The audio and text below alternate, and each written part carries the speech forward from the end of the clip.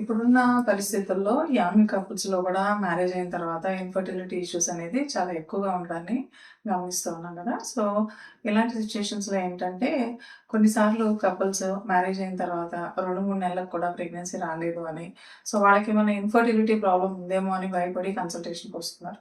అలాగే కపుల్స్ యొక్క పేరెంట్స్ ఉన్నారంటే, అంటే అత్తయ్యలు కావచ్చు, లేదంటే అమ్మలు కావచ్చు. సో, వాళ్ళు కూడా ఏంటంటే మ్యారేజ్ అయిన 2, 3 నెలలకే ఇంకా పిల్లలు పుట్టలేదని కంగారు పడి వాళ్ళని చెకప్స్‌కి తీసుకొచ్చేస్తూ ఉన్నారు. అందువలన ఇన్‌ఫర్టిలిటీ అంటే ఏంటి? అంటే సంతానం లేకపోవటం గానీ, సంతానం లేమి కానీ అంటే ఏంటి అనే దాని గురించి కొంత ఇన్ఫర్మేషన్ ఈ వీడియోలో మీతో షేర్ చేయాలనుకుంటున్నాను. నమస్తే. నేను doctor Kavitha, gynaecologist, kids hospital, Visakhapatnam.